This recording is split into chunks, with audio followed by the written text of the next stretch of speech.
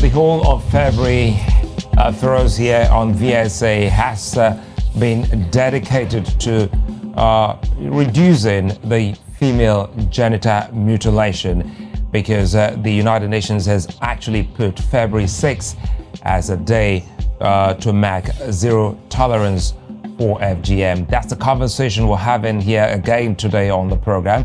Now that it's been so established that this has nothing to do with religion and culture of the people, we tend to look towards the health implication of cutting the woman and even the girl child. I'm Sulaiman. Welcome to VSA.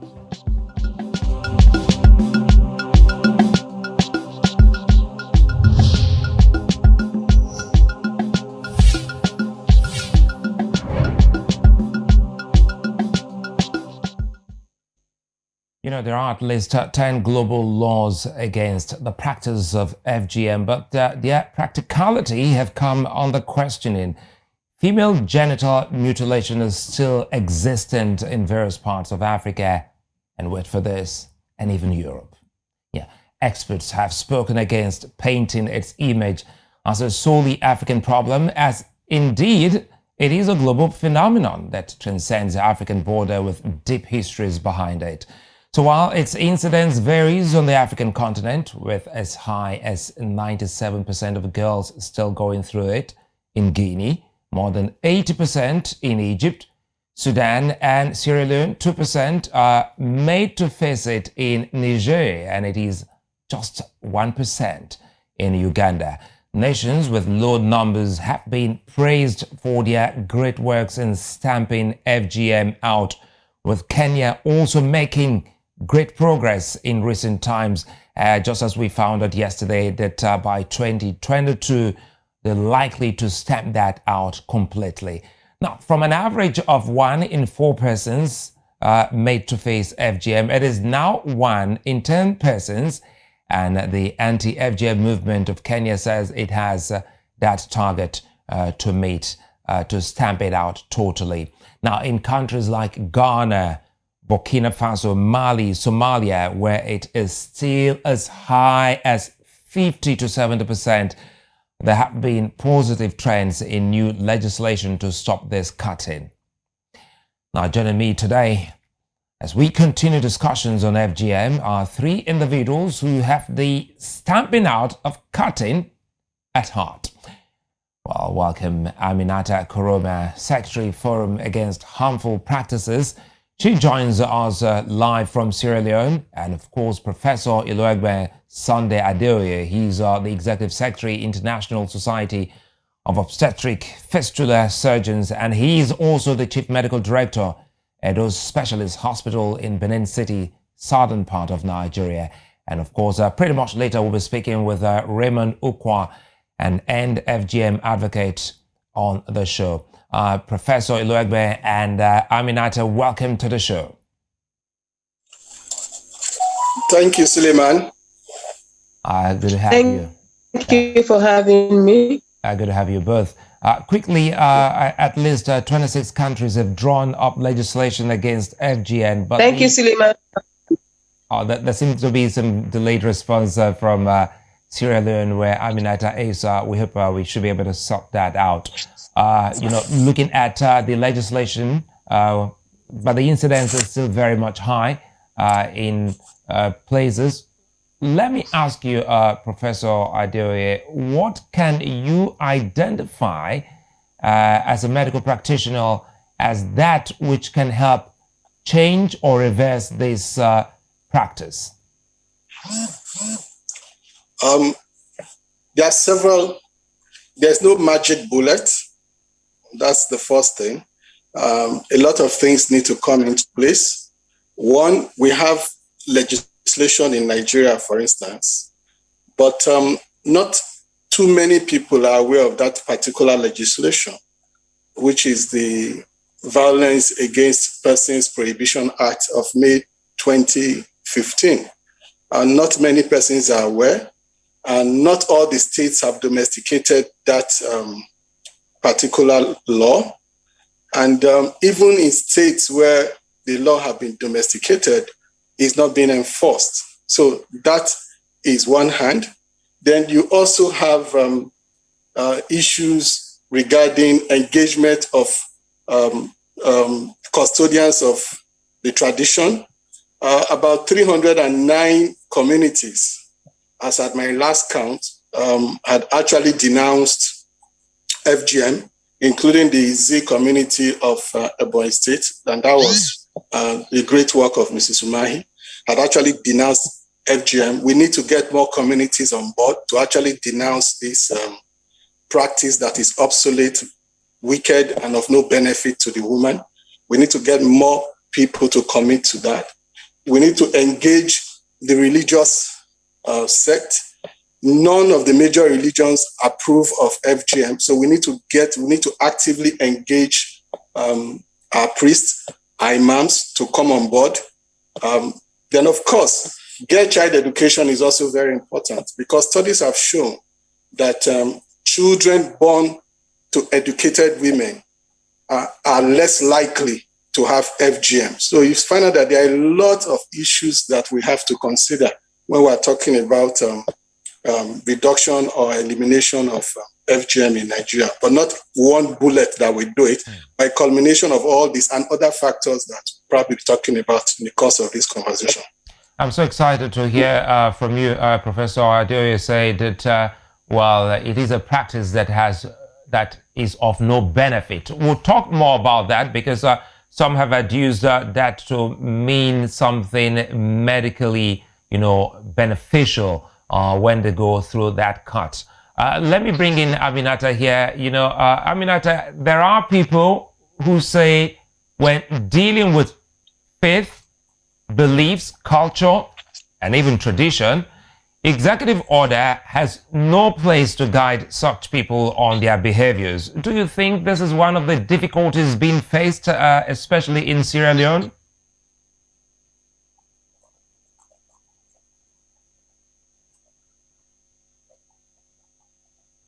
Yes, Suleiman. One difficulty we are facing in Sierra Leone is FGM is not just an ordinary issue. It is a practice that is within the Bondo Society, which is a society for women, which has a very strong hold, and FGM is one aspect of that. And secondly,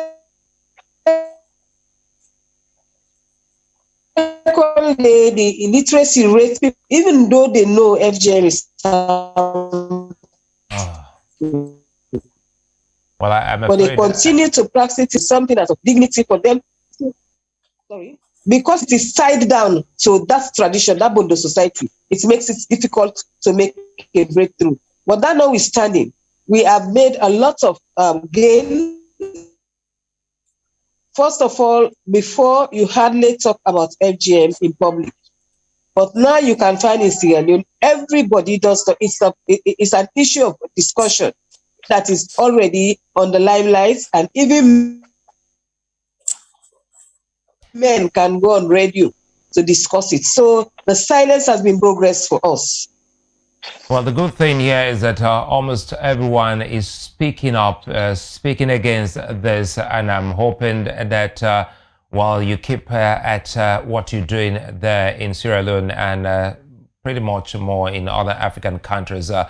Professor Sunday Adeoye, quickly here, listening to you, you said, well, it's of no benefit, which is very instructive here. Kindly take us through the risk a girl or a woman faces when she's subjected to this FGM. It's of no benefit. It's actually a gross understatement.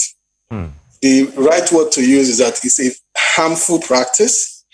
It's a form of violence, gender-based violence against the woman. If I have stronger words to describe it, it's a form of cruelty. If you see it being perpetrated, you understand what I'm talking about. A situation where you have some hefty people sitting on top of a young girl while she's being violated. It's an unacceptable practice that must not be allowed to continue even for one day if we have the means of doing so. Now, if we're going to go through the spectrum of medical and social problems associated with it, from what I just described now, during the performance, the lady is bound to bleed. I've seen a very little child, probably the first child of the family, carried lifeless by the mother. She had just been circumcised and she bled to death. The mother was carrying the lifeless girl in her hand and she just walked past where I was standing. And that's unacceptable. And that's from hemorrhage. So then, of course, if you move from hemorrhage, you go to shock. Of course, death, like I mentioned about that baby in question.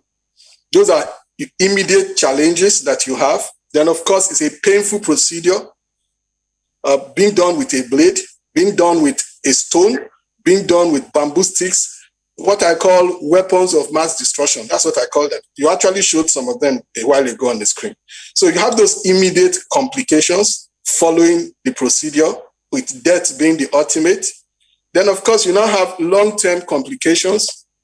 Of course, I can't even forget the issue of the VVF. Because you are restraining this woman while you are trying to violate her, you are trying to perform this very cruel act. She's struggling. It's being done without anesthesia. So what you meant to amputate, maybe the clitoris was what you meant to amputate. In the process of that, you probably enter into the vagina proper and enter into the bladder. So as a fistula surgeon, we do see some patients that come down with vesicle vaginal fistula following circumcision, rectal vaginal fistula, leakage of feces through the vagina following circumcision. All those are some of the immediate sequelae of the procedure. Then if you now go further to the long-term sequelae, you will have things like cysts being formed around the clitoris. You will have things like gyneteresia. The vagina may be blocked, completely blocked, that you might have hematocorpus. In other words, the blood is retained within the vaginal cavity. The menstrual flow cannot exit because the vagina is completely occluded. You have infertility. From infertility, you have, of course, dyspareunia, that's painful intercourse. You have dysmenorrhea, that's pain during menses. Then, of course, from there, you go on to marital disharmony because the lady doesn't enjoy sex. Nobody wants to continue something that is painful. And of course, if you have painful intercourse, she begins to decline the husband sexual relation. And of course, that leads to marital disharmony. Ultimately, that leads to divorce. And of course, the infertility too is a situation where she's unable to conceive, or from the infection that she got when the procedure was being done. So if you look at it, the medical effects are enormous. Then, of course, you now go to the sociological effect. Many of these women have low self-esteem. Some of them are depressed because of the pain that they have around the clitoris. They have what you call a neuroma. They have pain around the clitoris. So they have low self-esteem, low self-worth. We can continue and continue. That's why this thing has to be stopped. Zero tolerance to FGM.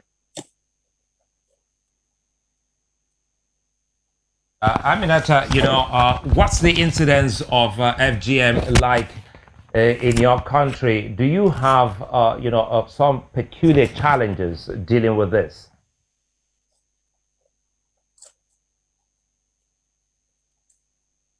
Well, it looks like we lost the connection to Sierra Leone, so I'm afraid I have to come back to you, Professor Adeoye. Quickly here, listening to you and also looking at those visuals of the kind of tools used to violate the child or the woman, you've just painted a very gory picture, heart-rending picture of a girl child who bled to death.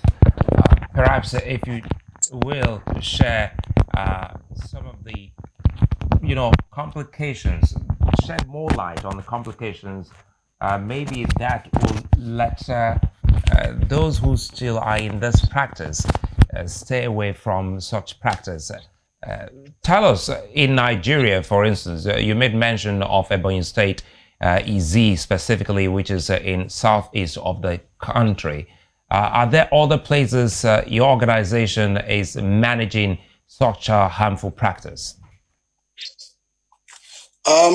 Some years back, I was fortunate enough to work with Mrs. Elechi, the wife of the immediate past governor of Ebonyi, and she did quite a lot of work on FGM because Ebonyi ranks probably the leading state in the southeast, probably the leading in terms of the burden of FGM, and she did quite a lot of work. And unfortunately, Mrs. Umahi, the wife of the current governor, is doing also a very great job in reducing the burden. And it's her work that led to the Z community abandoning the practice. Okay, but like I mentioned, there was an aspect of it that I also forgot, I didn't mention earlier, which is the aspect of labor, a complication that occurs also during labor. So the ones who managed to get pregnant, I could recall a couple that came to see me in my clinic many years ago on account of infertility. And when I examined the lady, the entire vagina introitus was blocked. And actually, what they've been having was actually anal sex, unfortunately. And so there was no way there could have been vagina penetration. Let me take you back. Professor Adeyo, let me take you back. You said the one who manages to get pregnant. Does that imply that this actually causes infertility for some? Oh, sure. That's what I mentioned. You know, I was rolling out, probably I was too fast. I was rolling out all the complications. I rolled out the immediate complications that could occur. Then I rolled out the long-term complications that could occur. And among the long-term complications is infertility. Okay, from pelvic infection. Okay, so the lady will find it difficult to achieve a conception. The couple will find it difficult to achieve a conception because of pelvic infection predicated on when the procedure was conducted. So I was just talking about a story of a patient of mine who came and with years of infertility. The couple had been married and they complained of years of infertility. And when I examined, the entire vagina was sealed up. She had type 3 type of FGM. And so all these years, what we've been having was actually anal sex. And so that's why the woman was unable to conceive. And by the time the introitus was opened up, they eventually got pregnant. But of course, the problem is not over because even after opening and the woman gets in the introitus and the woman got pregnant, in labor, she still has challenges because of the kind of severity of FGM she was subjected to, which will include delay in the second stage of labor, that's delay of the baby coming out because of the fibrosis around the vagina and the introitus. And of course, vaginal laceration, tears, bleeding postpartum, and so on and so forth. So that was just some of the obstetric complications that could also follow. So you look at it from the obstetric, the gynecological, the social, the mental, the medical, and so on and so forth. You know, we'll take a moment. We'll go on this short break. When we come back, we'll talk more about what your group is doing, how, you know, the acceptance has been so far, and if there is a light at the end of the tunnel, just the way we're seeing in Kenya, that is almost eradicating completely FGM. That's when we return.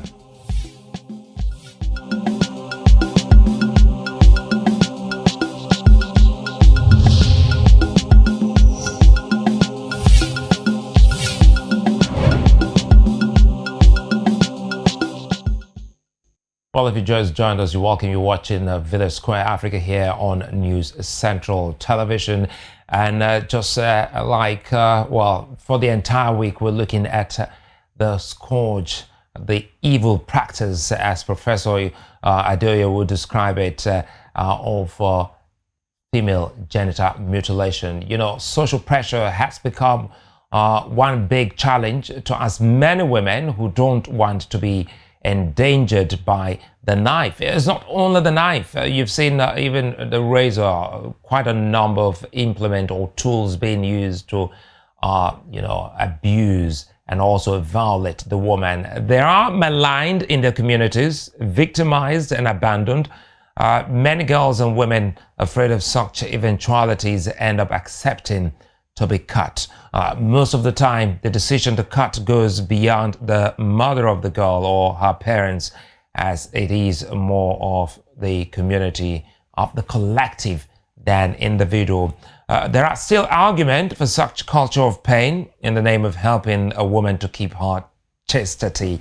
And as you've heard the professor of medicine there, there's absolutely no gain in that. In any case, it is to cause pain, harm, and ultimately death for some. So in some cultures in Africa, like the Rendile in Kenya, a woman is cut few days before her wedding. Yes. And how well she responds to the pain is used in measuring how strongly she will react to possible marital challenges. So in other culture, they see human bodies as imperfect and some organs as not needed for certain genders. So the health of cut women and girls become challenging as they don't even enjoy their lives, as we've seen many survivors reveal on the program, is a pain of life. A good thing here was finally Aminata Koroma in Sierra Leone is back. Good to have you again, Aminata. Before we go join Professor Adeoye, let's look at some of the ways this advocacy of yours has been accepted in Sierra Leone. Tell us how it's been like, and are you gaining ground? Are the people listening and stopping? Because it is one thing to listen, is another to actually put a stop to FGM. Thank you very much, Suleiman. For Sierra Leone, advocacy is paying off. We have the issue, the problem of the political will, but we are breaking ground because we have decided to go to the affected people. So we are engaging different categories of people that are part of the Female Genital Mutilation Society. For example, you have the cutters. These are the primary ones. They tell you they earn their income out of cutting. You have the paramount chiefs. These are people that give licenses to the initiators so that they are able to practice wherever they are. We have the parents, and then we have the cut and the uncut girls. So we are taking our advocacy to the levels, down to the levels, as we are trying to talk to government so that we can get a legislation. Not that notwithstanding, the government has their own stand. They are still standing on age of consent, that's below 18. Somebody below 18 is exempted from the cutting. But even that is not very effective because we see girls up down to the level of 6, 7 years, 5 years, they have been cut. Just last year, we lost one girl, 10 years old. She died of bleeding. And we reported to government. We did everything possible. We are not able to make any breakthrough. And so the political will is one key thing that is preventing the complete eradication of FGM. But that notwithstanding, we are gaining grounds. Just last year, because we knew that the initiators are taking. Well, I think I just lost that connection there to Sierra Leone again. Well, it does happen. We'll get Aminata back on the program. Let's quickly go to Professor Adeoye, who is the Executive Secretary, International Society of Obstetrics, Fistula Surgeons, and also the Chief Medical Director of Edo Specialist Hospital. He's done quite a number of advocacy, especially in Nigeria's southeast region. Professor Adeoye, listening to you, you've worked closely with two first ladies, that's wives of governors in Ebonyi State. Tell us if where you practice at the moment, which is a city, Benin City in Edo State, how frequently do you receive cases of girls and women who have been cut? From available studies conducted in Edo State, the challenge is also very much here. The challenge is very much in Edo State, even though I do not have the data, but the burden is worrisome from my interaction with colleagues.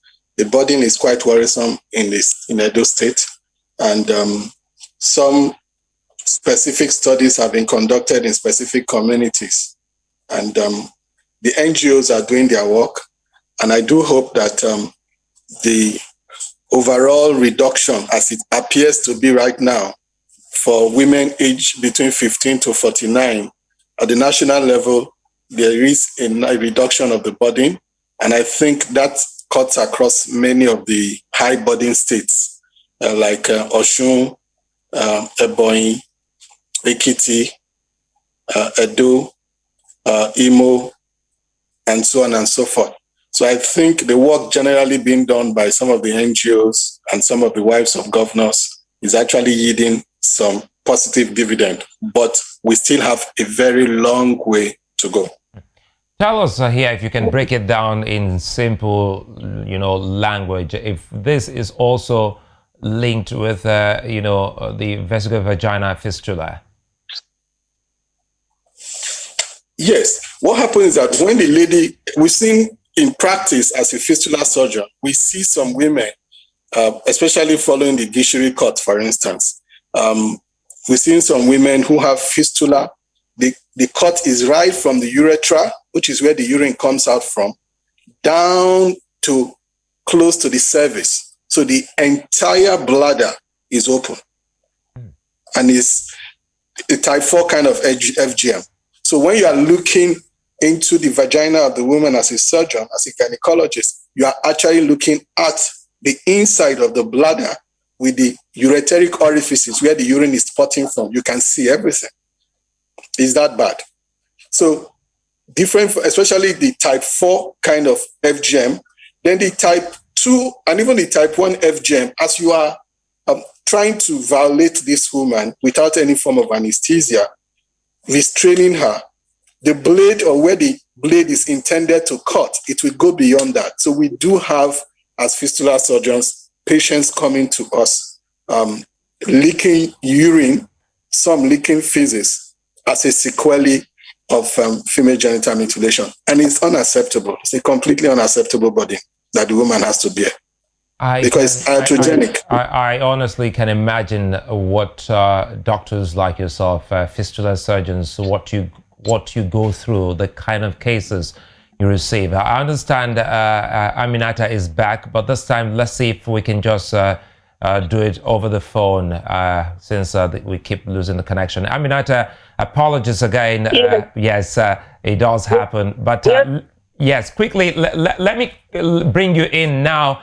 While you were away, Professor Adeoye, was trying to, paint a picture of what this FGM is about. It is gory, it is heart-wrenching, it is something that no human living should actually accommodate. Tell us, in Sierra Leone, you say the people are taking up advocacy seriously and they aren't listening. What about the religious people? How are they keen into all of this? Are they with you on the same page? Because we have the twin groups of religious people and cultural people. Yeah, thank you very much, Suleiman. In Sierra Leone, we have been as a forum against harmful practice. This is a coalition of civil society working on FGM. We have decided to be engaging the interreligious council. We have a council here we call the Interreligious Council, made up of the Christians and the Muslims. We have been engaging them to see whether there is anything in the Quran or in the Bible that is talking in favor. And we have come to realize that it is not biblical nor Islamic. And so we have this interreligious council as a group that is strongly behind us. Very recently, we just engaged them and they had their AGM meeting. And one of the resolutions they put together, because that's a very strong force that can take government to task. And very recently, we engaged them and they made a very strong commitment to make sure that they have FGM integrated into all of their activities. And so that is a very welcoming news. Very recently, they say they will be having a retreat wherein they will plan to see how they can come to address government so that FGM can, be seen, not be seen as a religious practice, but just a traditional and cultural practice. For us, these are one of the categories of people who engage. We all. Hello? Go ahead, Aminata. Are you getting me? I'm getting some sound. Aminata, I can hear you. I was going to ask if you also have men, because this looks like something that must involve everyone. Do you have men? Do you have men in Sierra Leone also helping in advocacy against FGM? The line is very noisy. Come again with your question. Do you have men in your group joining in advocacy efforts to stopping the FGM? Yes. We have one organization we call Men Engage, and they also are working very hard. As a forum against harmful practice also, most of the positions here is a patriarchal state, so you find most of the key positions are held by men. And so we have the paramount chiefs behind us. The Interreligious Council, 85% are men. And so we have men taking the fight. The unfortunate thing is that most times men never know what happened to the women. And so when we engage them, we play the film to show them what happened, within this practice. And so you find a lot of them coming up, speaking out, and they are joining us in the advocacy. Sure. Because 85% of the Interreligious Council are men. Let me bring let me bring in Professor Adoye here. Yesterday, Professor Adoye, we had a doctor who joined us, and he said something that was quite shocking. What he referred to as the medicalization of FGM, which he says is becoming a challenge, where some doctors or some hospitals actually carry out this cutting. What's the discussion going on among, ONG experts like yourself? Medicalization of FGM is not something that should be tolerated. Health workers are practicing it, regrettably. Some doctors are onto it. Some nurses and midwives are onto it. That's what studies have shown. Some community health extension workers are onto it. And that's why I think that the regulatory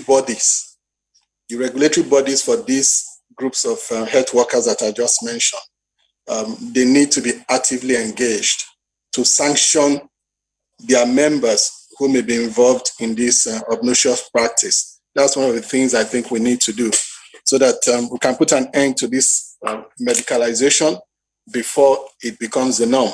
The issue about FGM is not the fact, yes, the issue of the environment where it's being done, it's an unclean environment, it's an unhealthy environment, it's an unhygienic environment, it's a dirty environment in most cases, and the instruments that are being done are not sterilized.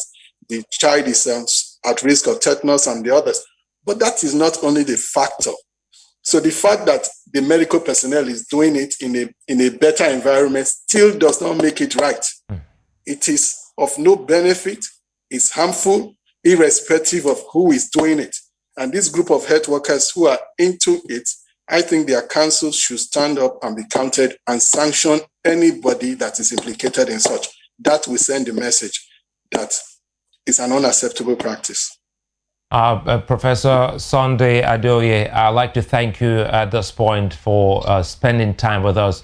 We do hope that as we keep this conversation, going, we'll reach out to you again so that you can help, make sense of what this is about. As you've rightly put it, it is criminal with those weapons of mass destruction, as you put it.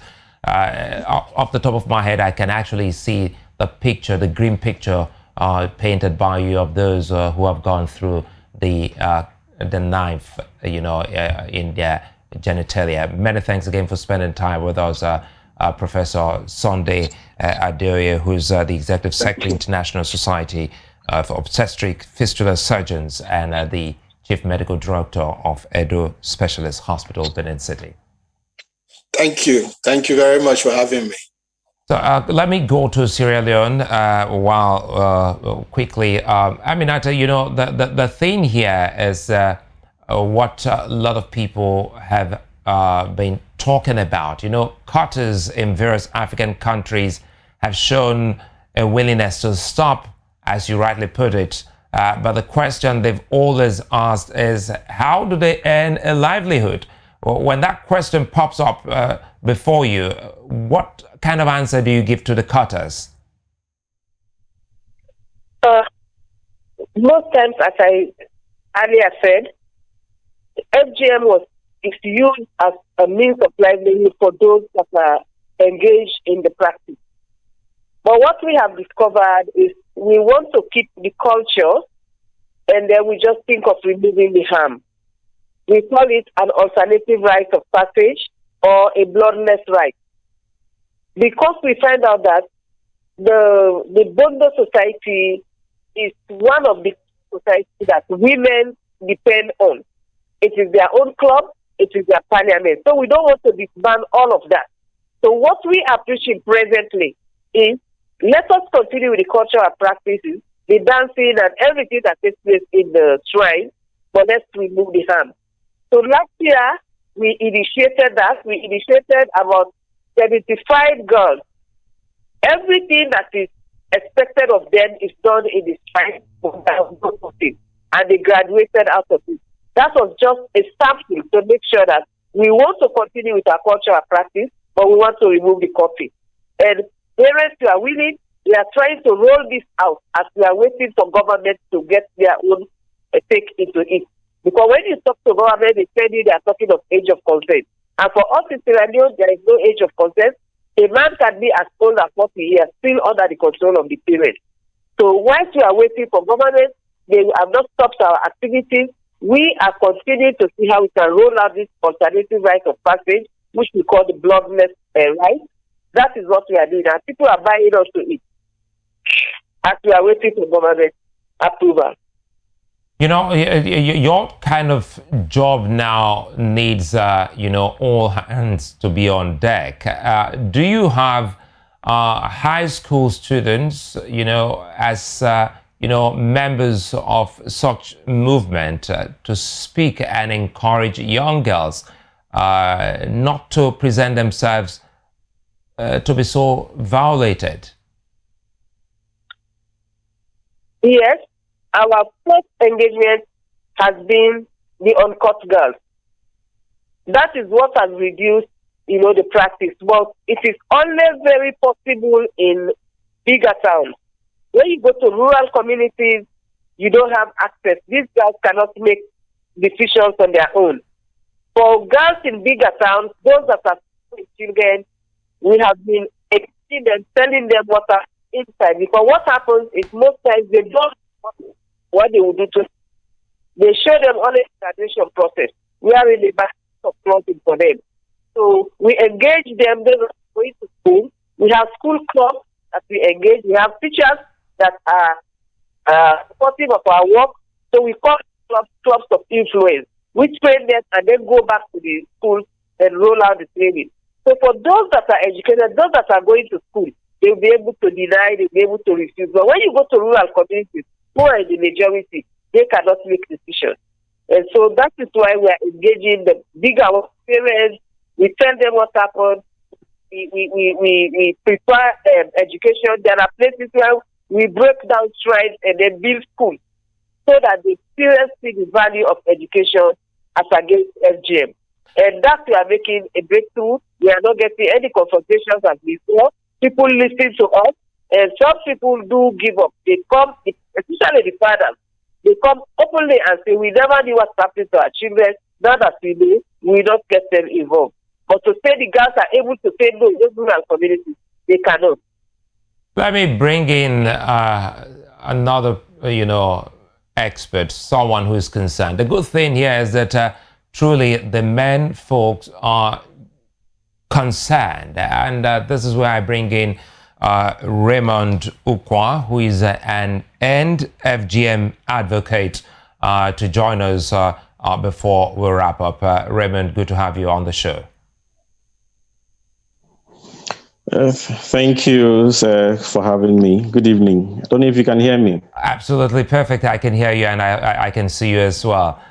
Just before you came on, we had Professor Adoye, another man, and I'm always excited seeing that men have joined in this fight against FGM. Tell us how it's been like for you in the fight against FGM.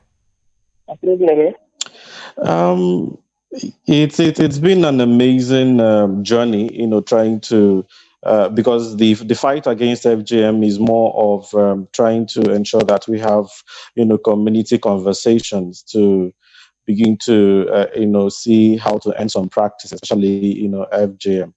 It's not always an easy ride because it comes, with lots of backlashes and all that.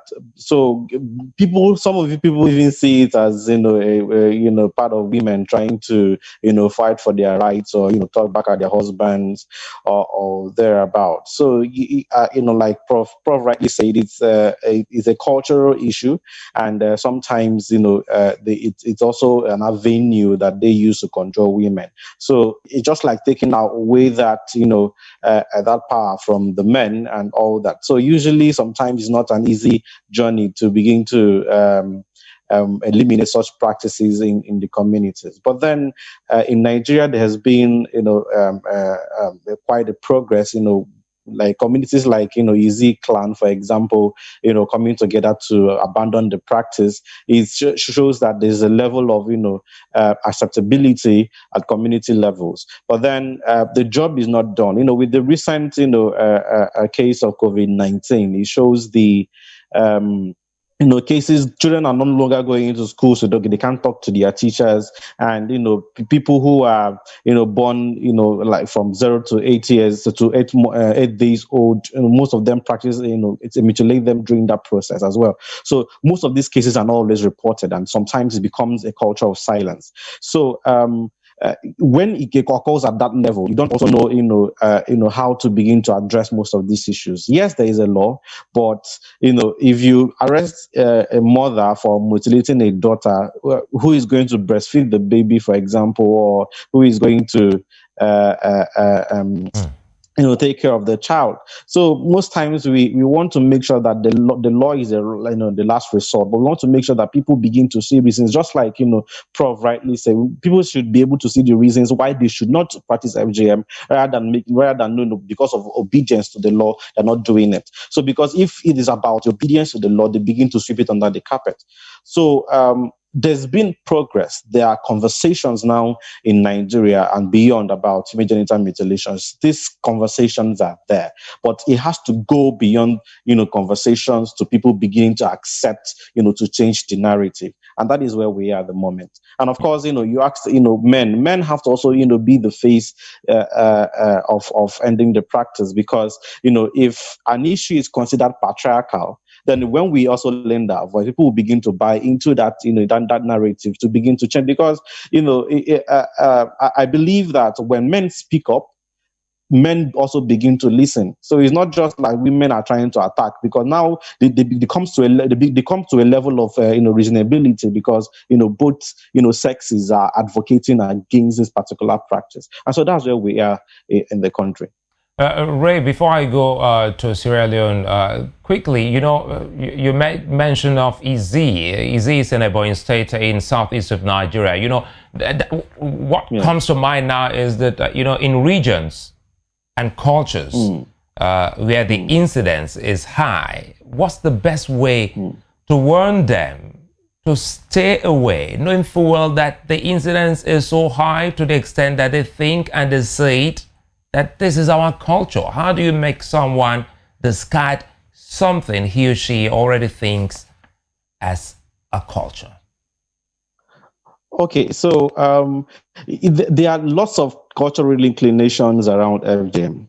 One is that there is a supply side, and secondly, there is a demand side.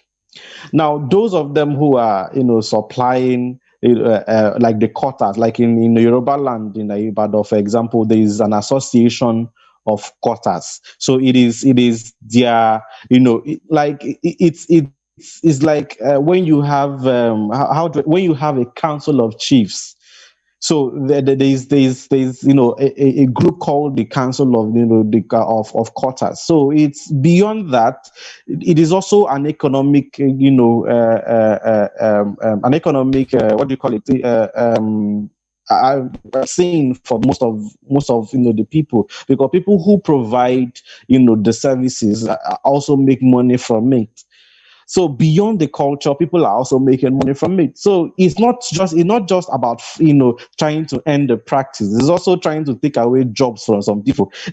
So sometimes most people who are fighting you are not fighting because of culture. Yes, we have agreed it is bad, but how do you want me to start making my money? So like if you circumcise a girl, if they pay you 3,000 naira for circumcision, how do you want me to lose? And maybe in a day you circumcise 3 girls, that's 9,000 naira. How do you want me to drop the cost of girls and lose 9,000 naira in a day?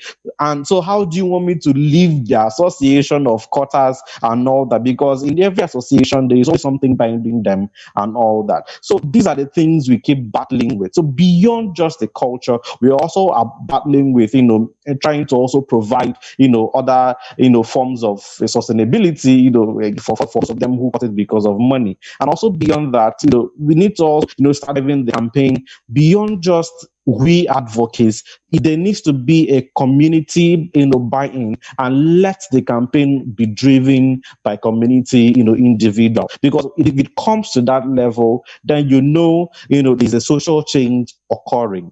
So beyond us talking, beyond Prof. Adoye, talking, beyond Amina talking, there has to be a community buy-in. There has to be a religious buy-in. Until we get to that point, then that's when we know that we've sustained, the advocacy, and then we've come to community level where they are buying it themselves. So what the communities begin to do is to set up what we call, community watchdogs. So if a woman gives birth to a girl, they make sure they, protect that girl till the girl grows up.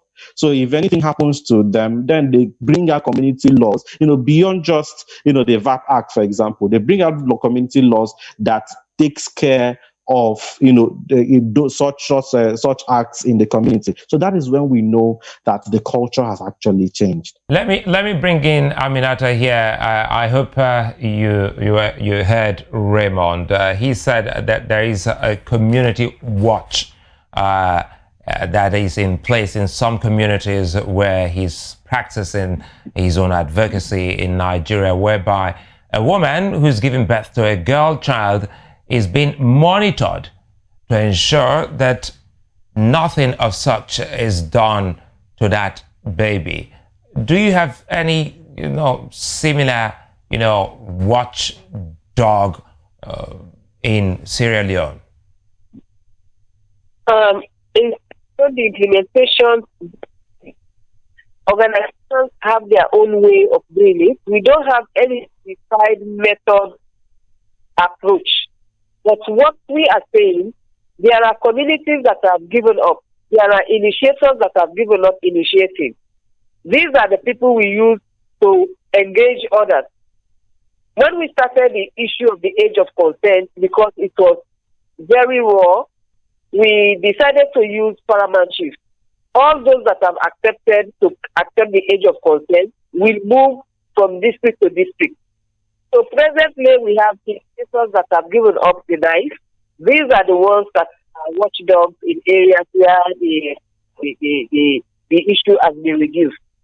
But we don't have a special group that will serve as watchdogs that initiation doesn't take place. What we do, we work on the mindset of the people. And so because we are a forum that is all over the country, every region has their own implementation strategy. Because there was a national strategy that we intended to use in Sierra Leone. Since it was launched in 2015, we don't have the political will to help us to popularize it. So in as much as we don't have special people or a group that is serving as a watchdog, we have organizations working within districts that we have the forum members. These are our watchdogs. And as I say, every implementation has their own way. For some others, those initiators that have stopped are the watchdogs. For some areas, like the area the parents themselves are watchdogs. The girls that we are working with are watchdogs to make sure that they report incidences. But what we are doing presently is that we are working on the mindset of all categories so that they see reason and see that FGM is harmful, and then they can willingly just, stop. We are also looking at it as a social norm, and we are working on social norm change. But we have the good thing about it that we have the Interreligious Council behind us. The Interreligious Council is a very strong group that doesn't have to seek for votes, that doesn't have a mandate. And these are people that are highly respected. They are among the Christians, and then you have the Muslims. For us to have that group behind us is a welcome news, and we see that as a very strong breakthrough for us, because they will be able to take government to tax so that they can institute laws. But one good thing before I leave you that I don't want to forget is that we already have the Gender Empowerment and Women's Equality Bill,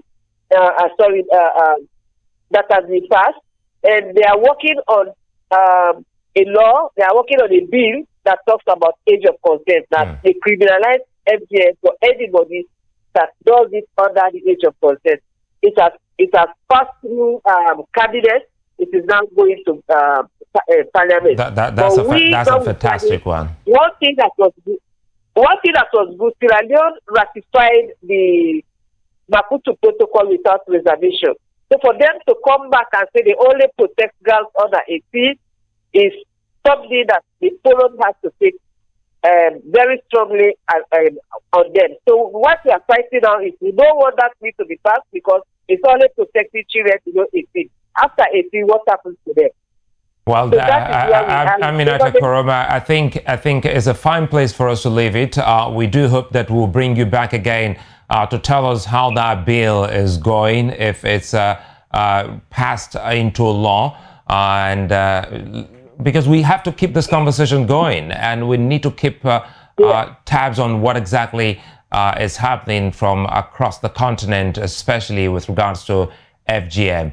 Aminata Koroma and Raymond Ukwa, I'd like to thank you very much. It's been a rich and solutions-driven discussion around FGM as it continues to reign in cultures across the continent. It is a tradition that begs to be abandoned just by listening to all of you, as many people live in pain and regret, while coming generations deserve better, and it starts from now.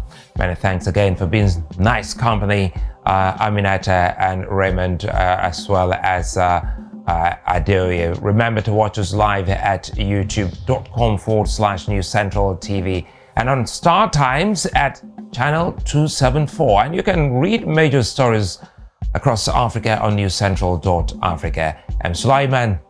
I'll be back again tomorrow.